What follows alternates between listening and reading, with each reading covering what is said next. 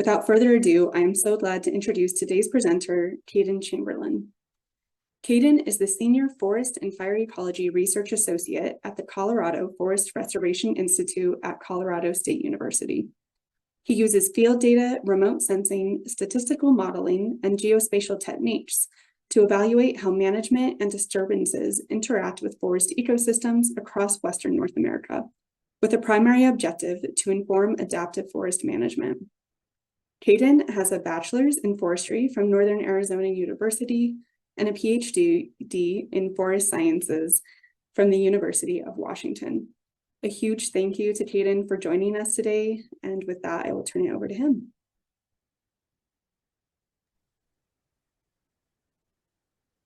All right. Let's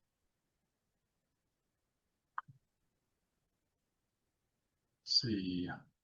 Looking good? Looks great. All right. Awesome. Well, yeah, thank you for the introduction, Rachel, and thanks everybody for joining today. Again, my name is Caden Chamberlain, and I'm a senior forest and fire ecologist with the Colorado Forest Restoration Institute. And today I'm giving a talk on the topic of treating dry forest landscapes to promote functioning fire regimes in the 21st century. I want to start by thanking and acknowledging the various collaborators that are listed here. These folks have definitely been a huge help in bringing this work together. And I also want to note that most of the work that I'm talking about today was done as part of a postdoc that I did with the U.S. Forest Service, the Wildfire Treatment Outcomes Project. So I thank them for supporting most of this work. And then I've also been working on this project as I've transitioned into this new role with CFRI. And so I thank CFRI for their support as well. And with that, I'll go ahead and dive in. So the agenda for today's talk, this is going to be sort of just an extended version of what you might see at a conference talk. So I'm going to go over some of the background, some of the research questions, our methods, some of the results and implications of those results, and then finish up with conclusions. And like Rachel said at the end, we're going to have about 15 minutes for me to answer questions from the audience. Okay, so most of the work that I'm talking about today is focused on our historically frequent fire dry forests across the Western United States. And we all know that these forests were historically characterized by these frequent, low to moderate severity fire regimes. And in this sense, these fire regimes played this really critical ecological role and created this sort of negative feedback with fuels. We also know that through a century of fire suppression and exclusion of indigenous burning practices, a lot of our dry forest ecosystems across the Western United States now look more like this image in the bottom left, with these high tree densities, high canopy fuel loading, and also increased surface fuel loading. And so when a fire interacts with these forests that we see on the left, what we see is uncharacteristically high severity effects and larger patches of those high severity effects. And these large patches of high severity effects can have a number of social, ecological, and economic impacts. And so the sort of philosophical question that some of the research that I'm talking about today gets at is there a world where humans can restore and steward dry forest landscapes so that future wildfires can resume their ecological role and have mostly low and moderate severity effects? And so what I mean by that is, can we take these forests in the bottom left and can we steward them and restore them to create conditions that look more like these forests in the top left, so that when a fire interacts with these forests, we see mostly low and moderate severity effect and fires are resuming their ecological role. I say this with a big caveat because we know in our contemporary landscapes that we have extensive wildland-urban interface areas and also a lot of high-value resources in and adjacent to our forests. And so it may not be as simple as just allowing fires to resume their ecological role, but at least if fires are burning at more low and moderate severity, these fires are easier to manage and we can be more safe and effective when we do manage these wildfires to promote these conditions. So how do we restore and steward our dry forest landscapes? That's through things like mechanical thinning, prescribed burning, and then increasingly integrating and considering our low and moderate severity effects from previous wildfires. And I'd say at this point, there's fairly strong evidence that treatments and past low to moderate severity wildfire do indeed reduce fuel loads and promote subsequent low to moderate severity wildfire effects. So I just want to highlight two studies here that recently came out. So this first study is by Ashley Gruppenhoff and others, published in 2025. And this study is a meta-analysis, so it's pulling data from across the Western United States. And what it's looking at is the effect of our common treatment types, so thinning, thin plus burn, and burn only, on our surface and canopy fuels. And this research provides pretty strong evidence across the Western United States that these treatment types are indeed reducing canopy fuels. And then when we use prescribed burning, we also see a reduction in our surface fuels. So I think this is fairly common knowledge to people at this point, but this paper does a really great job of synthesizing this across the entire Western United States. And then I also want to highlight this recent meta-analysis by Kim Davis and others. And this, again, is a meta-analysis, so it's pulling data from across the Western United States. And this paper is showing sort of the second order effects of these treatments. So how do treatments and their influence on surface and canopy fuels influence subsequent burn severity? And similar to this study, the study by Kim Davis provides pretty consistent, robust evidence that these various treatment types do indeed reduce subsequent burn severity. So those studies are great, but what we know about our dry forest landscapes is that there are millions of hectares of at-risk forests. I think this image here does a great job of illustrating this. So in the foreground, we see this treated area with lower tree density and lower canopy fuel loading. And then in the background, we see the extensiveness of these dry forest landscapes with higher tree densities, higher fuel loading, and that are at increased risk to uncharacteristically high severity fire effects. And so the reason that we see this across much of the Western United States is that implementing treatments can be challenging, and that's due to things like operational feasibility, funding, and also social acceptability. And so that leads me to the question that's the focus of today's talk and the research that I'm discussing. And that is this question: can we treat just a portion of our dry forest landscapes so that future fires can resume their ecological role? And by that, I mean, can future fires be expected to burn at mostly low and moderate severity? So this figure here, I think, does a great job of depicting this. This is a dry forest landscape from the Front Range in Colorado. And in the middle of this image, we see this treatment boundary here. And so those two meta-analyses that I talked about, those both were really focused on understanding the effects of these treatments on fuels and subsequent burn severity within the boundaries of this treatments. But what we sort of lack empirical evidence of is how the effects of this treatment on fuels and subsequent burn severity influences the areas outside of the treatment boundaries when a fire burns through this landscape. So to be a bit more specific, these are some of the questions that I'm hoping to cover in today's talk. So the first is a more fundamental question, and that is, what is the treatment composition of our burned landscapes? And so by that, I mean, of the area that's burned on average in a given year, how do our different treatment types make up that area? So how's that burned area composed of our different treatment types? And then this question leads nicely to this next one, which is the primary research question, and that is, what is the effect of proportion area treated on our inside treatment boundary, outside treatment boundary, and cumulative fire effects? And answering and understanding this question can help us know how much do we need to treat, how much do we need to manage in our dry forest landscapes before we can expect future fires to have these beneficial effects and sort of resume their ecological role. So the research that I'm presenting on also is a pretty extensive analysis. So we analyzed thousands of fire records across the Western United States. And in doing this, it allowed us to analyze how these different trends break down by things like analysis unit size and also ecoregion. So I'll be discussing some of those results. And then finally, because this is the Southwest Fire Science Consortium webinar series, I've also pulled out some of the specific results for the Southwest ecoregion, and I'm going to go into a bit more detail on those. Okay, so I am going to run through some of the methods and some of the data sets that we're using, and I hope people can stay tuned in. This is important to kind of understanding the results once we get there. Okay, so what we did is we started by pulling these MTBS fire perimeters across all Western states in the Western United States for years 2005 to 2021. And so through this process, we ended up with 5,082 fire perimeters, which we have mapped out here. And so I'm going to be referring to these as our analysis fires throughout the rest of the talk.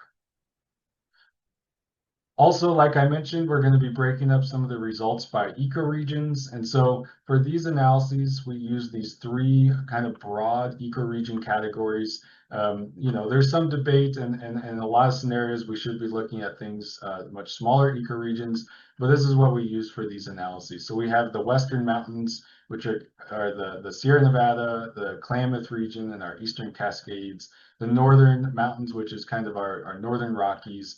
And then we have the Southwest ecoregion here. And the Southwest includes the Front Range in Colorado, Utah, New Mexico, and then we also see a lot of our fire activity down here along the Mogollon Rim and the White Mountains in Arizona. So when I'm talking about ecoregions throughout the rest of the talk, this is what I'm referring to. So once we had identified our analysis fires, the next step was to actually pull in treatment history data and also fire history data. So we pulled records for 1985 to 2020. And for treatment history data, we use this Reshape Treatment and Wildfire Interagency Geodatabase, or the TWIG database. This is a really comprehensive record of federal treatments on across the United States. We pulled these records just for the Western United States. And they recently published a data paper on this data set, so I suggest checking this out. It's a really nice organized data set that they pulled together here. So that's our treatment history. And then we also wanted to understand and capture the effect of past wildfires. And so for this, what we actually used is this USGS historic fire perimeter data set. We use this instead of MTBS because it includes smaller wildfires. So we pulled all wildfire records from this data set. And then we use the Sean Parks code to map out the composite burn index across each of those perimeters. And then we classified that burn severity index as lower moderate severity and high severity. And so through this whole process, we then took the TWIG data and the USGS historic fire perimeters. We use this Kendra-Fallon classification scheme, or a modified version of that, to result in these 5 treatment categories that I have listed out down here and that I've mapped out in this area across our analysis fires.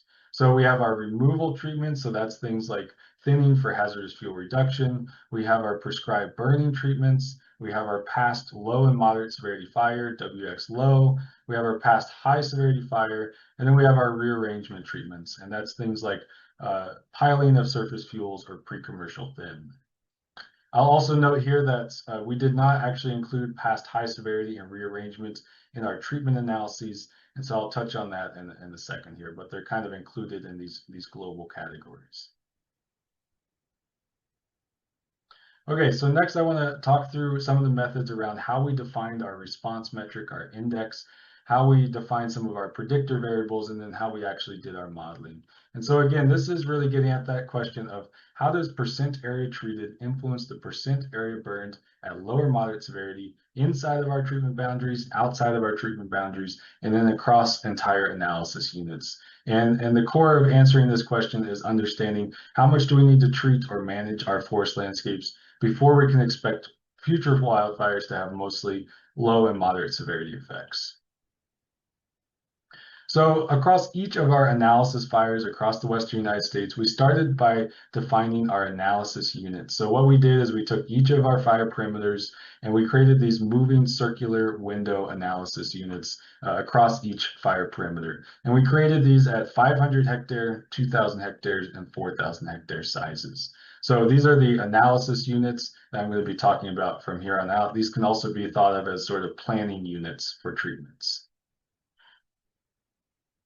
So given those analysis units, we then wanted to define some measure of desired ecological fire effects, or some index of desired ecological fire effects.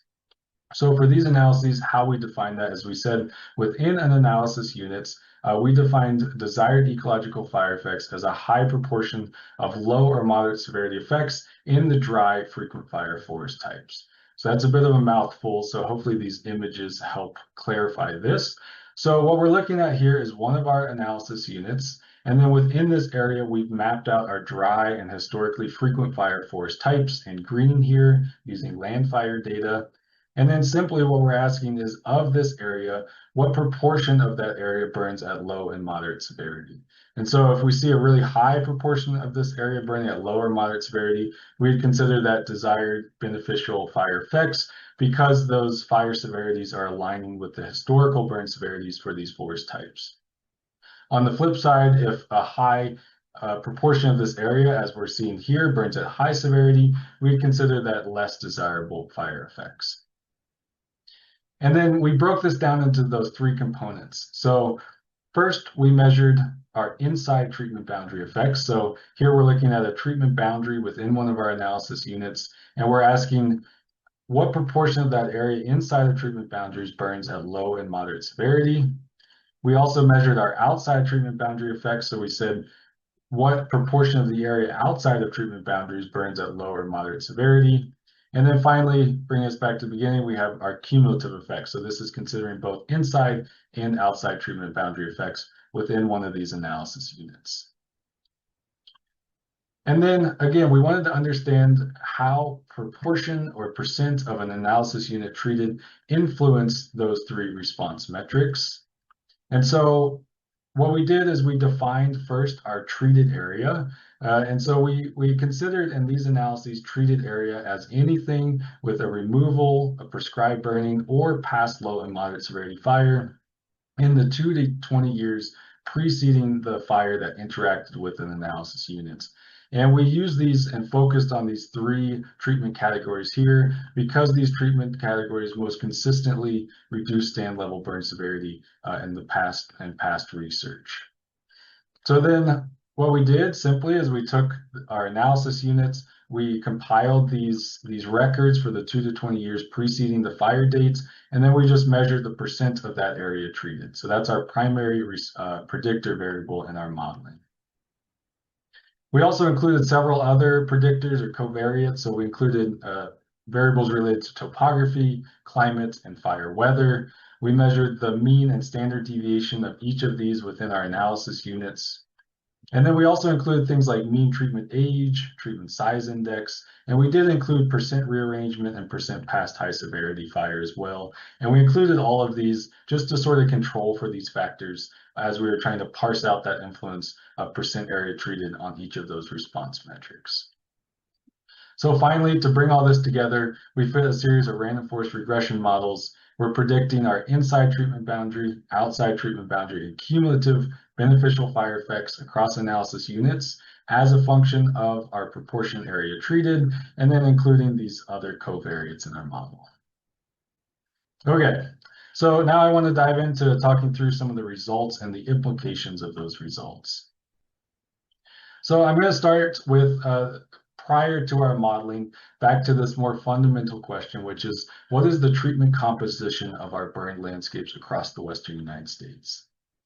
I'm going to be showing a few iterations of this figure here. So first, just to orient ourselves. So on the x-axis, we're looking at our 5 treatment categories. So we have our removal, rearrangement, prescribed burning, and past low and moderate severity and past high severity. And then on the y-axis, we're looking at a measure of percent of total burned area previously treated. And we've taken an annual average for years 2005 to 2021. We also have this broken out by these different forest types or federal land and then dry frequent fire forest federal lands. And I'm not going to really get into those results right now. So first, we're looking at across the Western United States, so all 5,082 of those fire perimeters that we saw. And what we're looking at here is our mechanical and prescribed burning treatments tend to make up only 4 to 6% of that total burned area across the Western United States. And so that's a relatively small proportion of our burned area made up of these past treatment types. And this is for treatments in the 1 to 20 years preceding the fire. However, if we then look at our past low and moderate severity wildfire, what we see is that these past low and moderate severity fire effects make up on average 19% of our burned area across the western United States, at least for our dry, frequent fire forest federal land. And so to me, what this suggests is that this past low and moderate severity fire represents this really critical treatment type in these landscapes. And it's increasingly important to kind of integrate and think about these past fire effects as we're doing our treatment planning and implementation. So that's for the all west analysis. And now here I've pulled out just that southwest ecoregion. So we're just talking about results for the southwest. And I think what's interesting here is that we see that treatments and past wildfire tend to compose a higher percent of burned area in the southwest relative to all western states. So we see that our mechanical and prescribed burning treatments make up about 4 to 9% of burned area on average in the southwest. And then if we look at our past low and moderate severity effects, we see 28% of burned area is made up of past low and moderate severity effects. And I think, yeah, again, this is just critical in the Southwest. It's suggesting that the Southwest is perhaps ahead of the game in terms of treatment implementation of our mechanical and prescribed burning treatments, and also possibly ahead of the game in terms of promoting more low and moderate severity fire effects, possibly through things like resource objective wildfires. Okay, so next I want to move on to the second question, and this is, again, what is the effect of proportion area treated on inside boundary, outside boundary, and cumulative fire effects across the western United States? Again, we're looking at the effect of proportion area treated on each of these response metrics. And just to emphasize this point, what we're trying to get at here is, at what point do treatments support wildfires and resuming a more ecological role in our dry forest landscapes?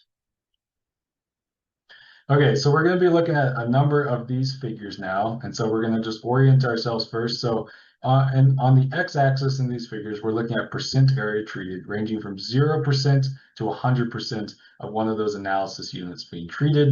And then on the y-axis, we're looking at our index of desired ecological fire effects, and that is percent area burned at low or moderate severity. And in this first figure, we're going to be looking at our 4,000 hectare analysis units. So that's our largest analysis unit that we consider. So the first line that I'm showing here is our inside treatment boundary effects. So what this is asking is, as we treat more and more of the landscape, how does that influence the percent area inside of treatment boundaries that burns at low and moderate severity? And so what we see is this increasing trend. So as we treat more and more of an analysis unit, more of the area inside of our treatment boundaries tends to burn at low or moderate severity, up to about 50% area treated.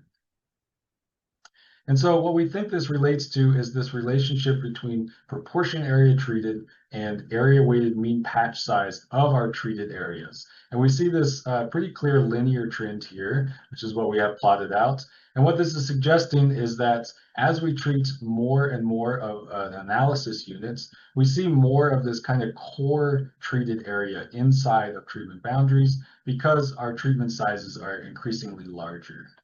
And so I think what this relates to, this is a photo from the Bootleg Fire in Oregon. And if we can imagine the fire burning in from the east here, as it first interacts with this treated area, we see this kind of strip of high severity effects. And so if we have a lot of smaller treatments, we see that this strip maybe makes up more of that area. And so we see more high severity effects within our treatments. But as these treatments get bigger and bigger and we treat more of an analysis unit, we see more of this core area inside our treatments. And this is the area where we really see those reduced fire effects and those increased areas burned at low and moderate severity. So it's a long way of saying that as we treat more and more of an analysis units, we see larger patches of treated areas, and it's larger core area, which is really driving those low and moderate severity effects. Okay, so that's the first line on this graph, the yellow one. Now we're going to be looking at this red line here, and this is our outside boundary effect. And so again, what we're looking at here is, as we treat more and more of an analysis units, how does that influence the percent area burned at low or moderate severity outside of our treatment boundaries? And again, we see this positive trend. So as we treat more and more of an analysis unit, more of the area outside of our treatment boundaries tends to burn at low and moderate severity. And so what we think this is really showing is some pretty strong empirical evidence for this idea of treatment shadow effects. So this idea of treatment shadow effects has been discussed in the literature for some time now. There's a lot of simulation-based work and a few empirical studies that suggest that treatments are having these shadow effects. But by analyzing fires across the Western United States, I think we're providing pretty strong evidence that treatments do indeed show this shadow effect. And by that, what we mean is as a treatment interacts, or as a fire interacts with the treatments, it burns through the treatments, and then once it exits the treatments, we see this area outside of the boundary that burns at more low and moderate severity effects, at least for some time. And then finally, to bring all this together, we're looking at this blue line here. And so this is our cumulative effect. And so this is, again, the all dry frequent fire forest area within our analysis units. And what we see is that these inside and outside boundary effects tend to sort of add up to reduce burn severity across the entire analysis unit. And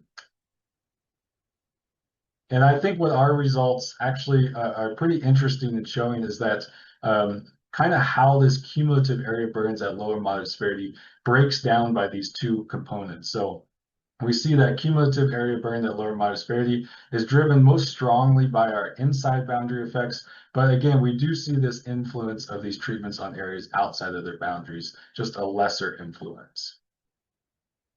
So I also want to point out this threshold here at about 60% area treated. And this is the point at which we see diminishing returns. So treating more than 60%, we see that this cumulative effect tends to sort of level off here.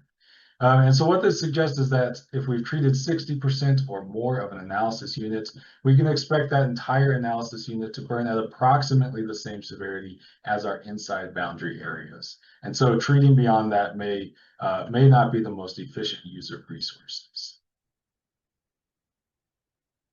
Okay, so that was the first figure. I'm going to now show a bunch of iterations of that, breaking it down by various components. And so the first one is looking at how do treatment proportions or how do these relationships vary by analysis unit size. So we're going to be looking at the same figures here. On the right, we're looking at our 4,000 hectare analysis units. So that's the figure we were just looking at. And then we're going to see how this compares to a 2,000 hectare analysis unit and 500 hectare. So when we plot these out, I think the first thing that stands out to me is that we actually see fairly consistent trends across these different analysis unit sizes. And so by that, I mean we see pretty similar shapes in each of these lines and pretty similar magnitudes as well. And so I think what that tells us is that whether we're working in a smaller planning unit or analysis unit or a much larger planning unit, we can expect pretty similar trends between percent area treated and that influence on beneficial fire effects, at least within this range that we've analyzed here. I also want to point out, again, this point of diminishing returns in each of these plots. And what we see is that in larger analysis units, this point of diminishing returns tends to be higher compared to our smaller analysis units. And so fortunately, what this tells us, I think, is one that's in larger analysis units, more area may need to be treated. But what we also know about our larger analysis units is that more of that treated area is actually made up of our past low and moderate severity fire effects as a treatment type. And that's because these larger analysis units often are in more remote areas. They often tie in with more of that wilderness area. And so it's perhaps easier to achieve these higher treatment targets in these larger analysis units because we are able to tie in with past fire footprints. And then I also just want to point out here that in the larger analysis units, we see the strongest outside boundary effect compared to these other analysis units. And I think what this is, again, suggesting is that in these larger analysis units, we know that of the treated area, a higher proportion of that is made up of our past low and moderate severity fire. And we also know that these fire treatments, including prescribed burning, are most effective at reducing surface fuels. And so possibly it's this reduction in surface fuels that leads to a stronger influence on our shadow effects or our outside boundary effects in these larger analysis units. Okay, so next we want to look at how these same trends break down by our ecoregion. So again, we're looking at our western mountains, our northern mountains, and then the southwest. So the same figure here, we're looking at percent area treated on the x-axis and then percent area burned at lower moderate severity on the y-axis. And we're looking at our western mountains, northern mountains, and southwest. And I think the thing that stands out to me most about these comparisons is that we see these distinctly different ranges of predicted proportion lower moderate severity effects among the ecoregions. So in the western mountains, we see this range from 40 to 70% low or moderate severity effects. The northern mountains are in the middle of that range. And then in the southwest, what we see is a much higher proportion area burned at low or moderate severity. And so there's a number of factors that may be driving this. We think that one of the stronger drivers is differences in productivity among these ecoregions. So it's possible that the Southwest is a more arid climate, and that drives slower surface fuel accumulation. And so possibly that's leading to these higher proportion area burned at lower moderate severity in the Southwest. Our analyses also show that the Southwest is generally characterized by less steep slopes, and so it's possible that there's also a topographic driver influencing these higher areas burned at lower severity. So then I also do just want to emphasize in the Southwest, we see that regardless of percent area treated, we see that our analysis units burn at about 75 to 95% low or moderate severity effects. And so this is a pretty high range of low or moderate severity effects. And while that's true, we also know that 25% high severity effects can be detrimental under a no treatment scenario. And it really depends on how those high severity effects are distributed spatially, what the patch sizes of those high severity effects are. But I think it's just interesting to note that we do see this pretty high range in the Southwest regardless. And then finally, I'm pulling out this figure from the Southwest ecoregion. So that's what we were just looking at, just zoomed in here. And I want to emphasize that even though between the ecoregions, we do actually see a higher proportion area burned at lower moderate severity, we also still see a pretty strong effect of treatments. So as we treat more and more of the analysis units, we see more of that area burning at low or moderate severity. And we also see a pretty strong outside boundary effect. So as we treat from about 5% to 80% of an analysis unit, we see an increase of about 5% of that area outside the treatment boundaries burning at low or moderate severity. I also want to point out this threshold for the Southwest model at about 80%. So this is the point of diminishing returns for the Southwest, where beyond this treatment target, we see that approximately the entire analysis unit burns at the same severity as the inside treatment boundaries. And I'll note that this target of 80% may seem very high and unachievable in a lot of scenarios.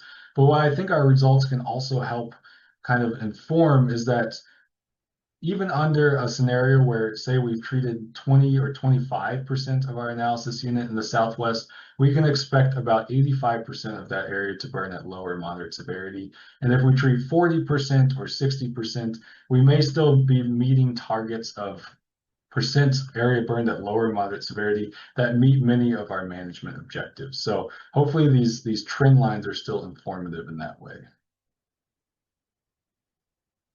Okay, so that's it for results. I'm going to wrap it up with a couple of concluding remarks to try to bring this all together. So first of all, I think what our results really show and our analyses show is that treatments do indeed play an important role in reestablishing these lower severity fire regimes in the dry forests of the Western United States. So again, we saw consistently that as more of an analysis unit is treated, more of the area across that analysis unit tends to burn at low or moderate severity. And this was to be expected and aligns with a lot of the past research that we've seen. However, I think what our results kind of add to the story here is that we're able to break down that cumulative effect. And what we see is that this effect is driven most strongly by our inside boundary areas. So it's really the area inside treatment boundaries burning at lower moderate severity that contributes most to the entire analysis unit's burn severity. But we also do see this smaller but notable outside boundary effect. So that's the shadow effect of our treatments. And over time, as we treat more and more area, that does tend to sort of add up to contribute to those cumulative area burn at low or moderate severity.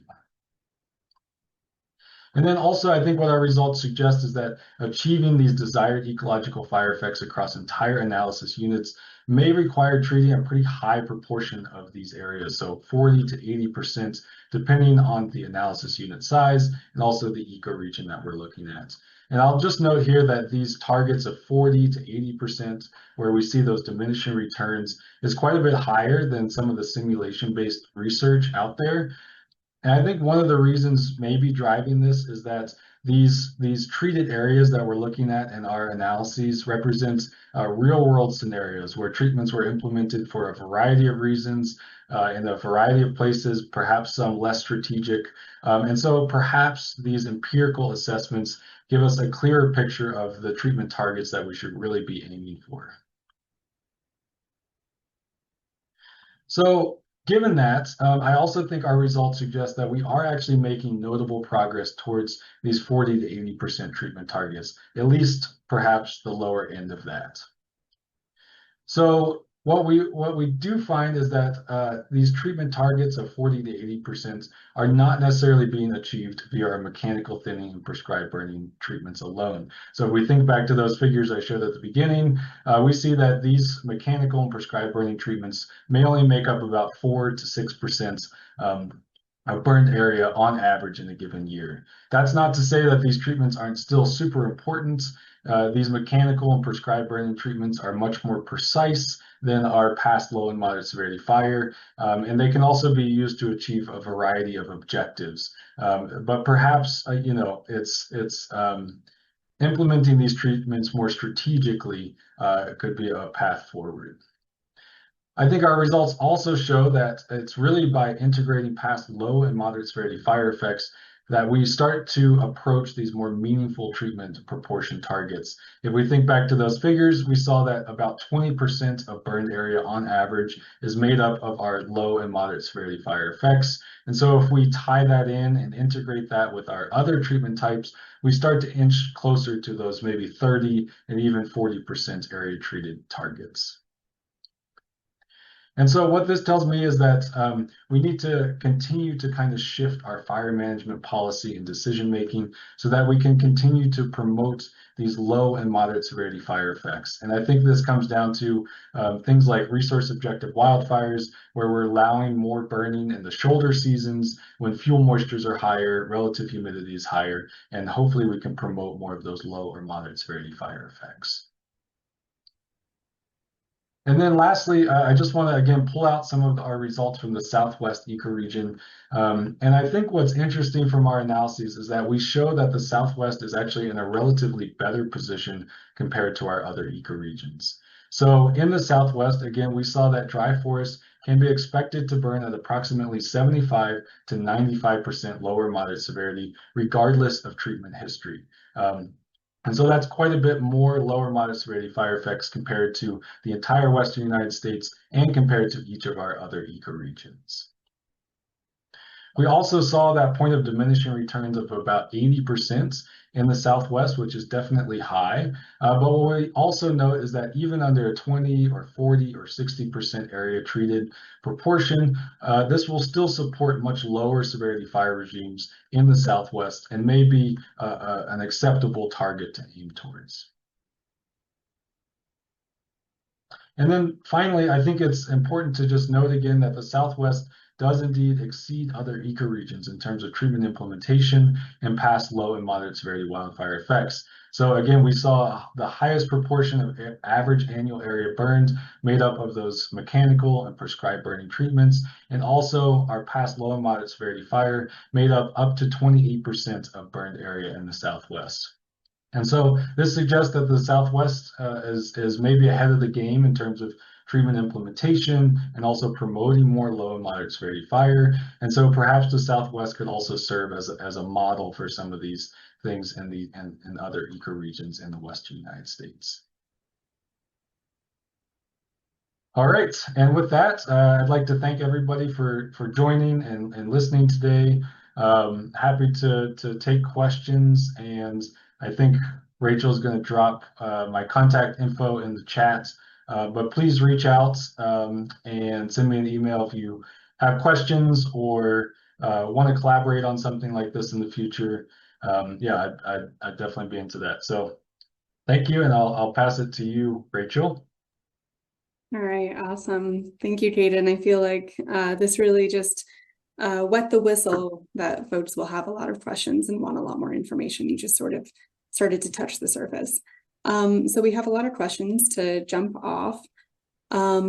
First, coming from Matt on the technical side, was wondering, have you isolated these treatment effects to just intentional treatments absent past wildfire? So just looking at treatments, not wildfire.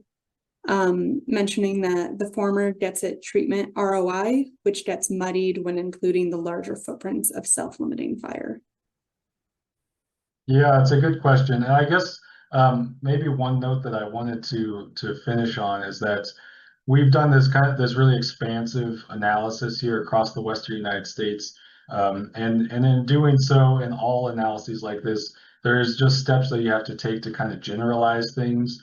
And so what we're hoping for is that this work here kind of kicks off some future work on this topic that can dig into some of the critical details that were missed in our analyses. And I know there's already lots of work underway that is actually planning to kind of dig into the details. And I think the question that you just asked is relevant to that. So when we set off to do this study, we did try to parse out things by different treatment types. And in fact, what I really wanted to show was, how landscape or analysis unit proportion area treated by different treatment types influence those outcomes, and break it down into things like thinning plus burning treatments. How does increasing the proportion of that influence those beneficial fire effects compared to prescribed burning only treatments or thinning only treatments?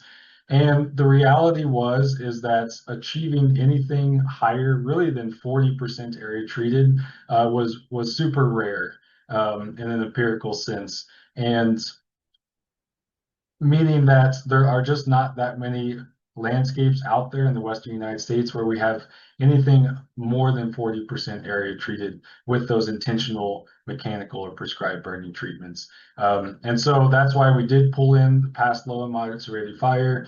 And that's really what allowed us to achieve those higher proportions area treated up to 100%. So I think, in the future analyses can hopefully maybe dig into this a little bit, looking at smaller analysis units. Maybe there's still value in understanding just how the 1 to 40% treated range influences those outcomes, but we just didn't quite get there with these analyses simply due to limited sample size. Okay, awesome. Thank you, Kaden. So going back to the beginning of your presentation, you mentioned treated area versus core area. I was just wondering, can you elaborate on what percentage of a treated area is composed of the core area, or just give a little more information about what defines that core area where we see the strongest impacts of the treatment? Yeah, that's a good point. That's a good question. I'd maybe have to go and dig into that figure a little bit more. We didn't necessarily get there with our analyses. The next step I think would be to actually kind of understand simply the effect of treatment size or treatment patch size on inside boundary area burned at low or moderate severity. I think that would be a pretty simple extension of this analysis, and maybe we could tackle that. So I guess I don't have a clear answer in terms of, like on average, what that area of high severity fire effects on the edge of treatments is. Anecdotally, having walked around a lot of these treatments, and when we're talking about a fire that enters burning at pretty high severity, I think to toss out a number like 20-30 meters into a treatment, you can still see a lot of those higher severity effects. And so perhaps it's that area inside that 30-meter buffer where you start to see more lower moderate severity effects. So yeah, apologize, that's probably not a super satisfying answer, but yeah, shoot me an email. Maybe we can just dig up some of those results from what we have here. All right, thank you. Going to keep going on this topic. We have a couple of questions having to do with shadow effects. Tim was wondering what percentage of outside areas, and this is as a percentage of the treated area, shows a shadow effect. And then you also mentioned that shadow effects are stronger when fire makes up a larger percentage of the treatments. So also wondering, what is the difference between shadow effect areas given those different treatment types? Yeah, good question. So I think the first one, again, what we did show and provide some numbers on is that in those largest analysis units, that's 4,000 hectares, what we saw is that shadow effects contributed to up to a 5% increase, or sorry, 8% increase in area burned at lower moderate severity. But that was under a pretty high percent area treated. So that was once we had treated about 40 to 60% of the analysis units. And so one thing to consider is that as we treat more and more of an analysis unit, the area outside of treatment boundaries decreases. And so by the time we've treated that much, what we're seeing is just that even that small strip of outside boundary lower severity is what really adds up to kind of increase up to that 8%. So we don't have a specific number on that. I actually know there's some good research likely coming out of the Sierra Nevada soon, and then also out of New Mexico that's doing more of a transect based analysis to look at kind of the distance at which we see burn severity reduced outside of a treatment boundary. So that's the best answer I can give there. And I think, yeah, I think what would be interesting to also think about and understand is if the size or the width of a treatment influences how much of a shadow effect we see. And so, yeah, again, these are kind of general broad analyses, and what we're hoping is that future research can kind of dig in and answer some more specific questions related to treatments, treatment size and the influence on outside boundary effects. And then in terms of treatment type, again, it's a bit of a hypothesis, but also based on past literature showing that at least at the stand level, we know that treatments that reduce surface fuels via burning or piling and burning of surface fuels, those are the most effective at reducing burn severity. And so our theory is that because these larger analysis units were made up of more of that fire treatment type that likely reduced surface fuels, that's why we're seeing a stronger shadow effect. And it makes sense if we imagine a fire burning through a treatment with reduced surface fuels, it's probably a lower intensity, possibly faster moving surface fire. And so as it exits a treatment, it's just likely that it will be maintained as a surface fire and have more of those low severity effects, at least for a short while. All right, and this is probably a good time to mention that Caden is working on or finishing up a paper on this research that will hopefully be out and available by mid to late summer. So keep an eye out for that. And once it is available, we'll add that to the archive of this recording. Okay, so kind of getting into the strategic location of treatments that you mentioned earlier. We know that many managers plan their treatments to create a catcher's mitt or a treated area that protects values at risk based on prevailing winds. Bruce was wondering, did factors such as prevailing wind or topographical location of treatment areas relative to overall burned area have any noticeable effect on burn severity results?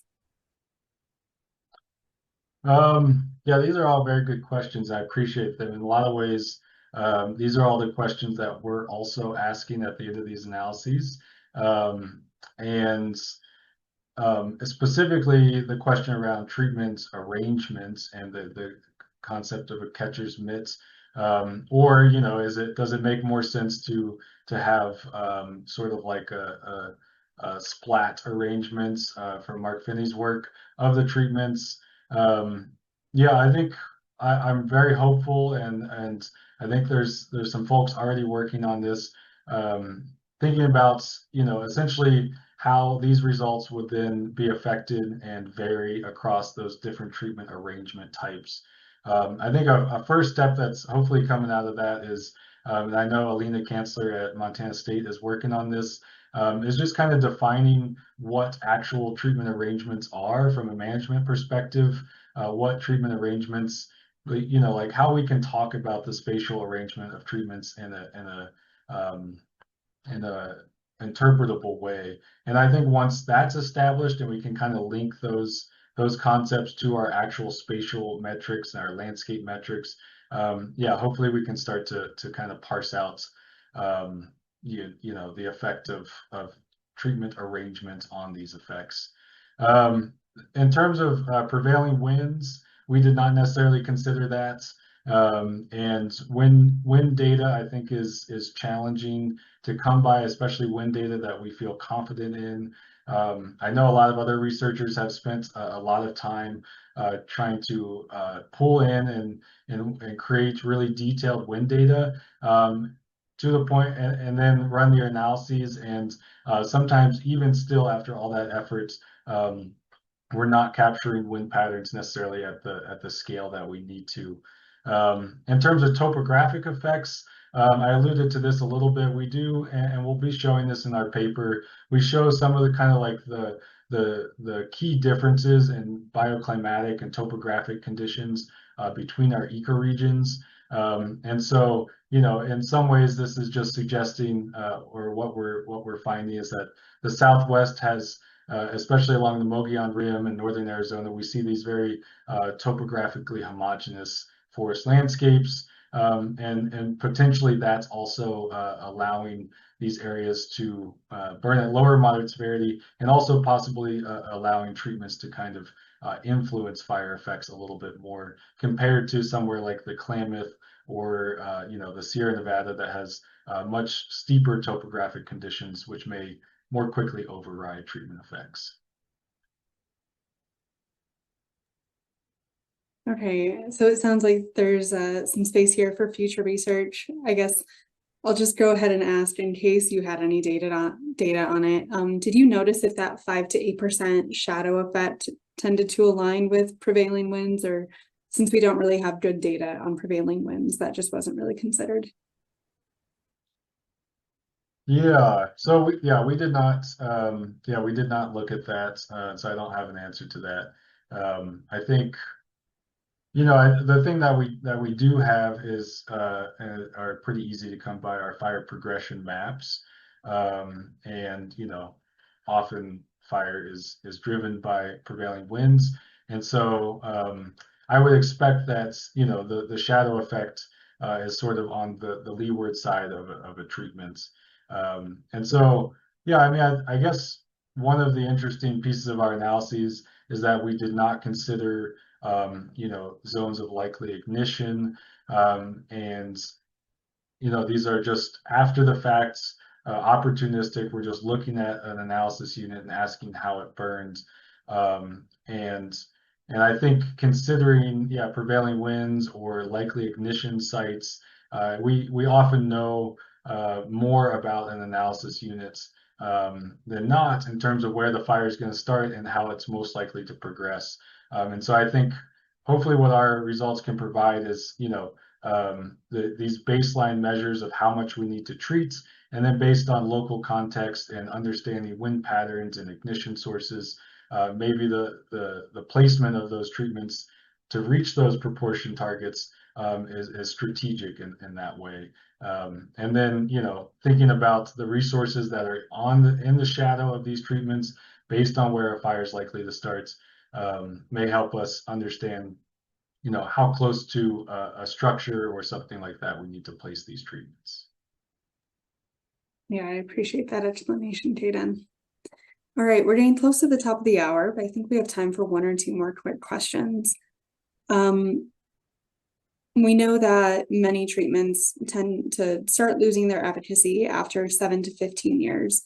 Pepe asked, are treatments or area treated always accumulating, or does a treatment fade with time? Basically, does time since fire or time since thinning matter? Yeah, it certainly does matter. And so, yeah, I maybe skimmed over this a little bit. So we considered treatments history or date range of anywhere from 2 to 20 years prior to the fire, and we didn't include 1 and 0 years just because of issues with burn severity indices, but those were accounted for. So, anyways, yeah, we're kind of assuming treatments length of efficacy of 20 years maximum.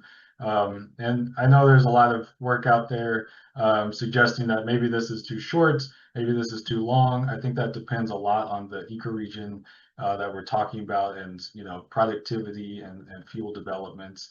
So yes, treatments longevity definitely matters. We just took that 2 to 20 year period, and we do have some some results showing that on average, for our treatments, most of the treatments and past fires occurred, I think, about 12 years prior to the fire burning through on average.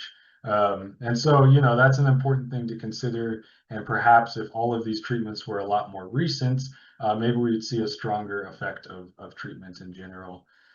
And our results, which we'll be presenting in the paper, do break down those treatment ages by our different ecoregions. And I can't remember the results exactly right now, but we do see some differences in terms of treatment age among our ecoregions.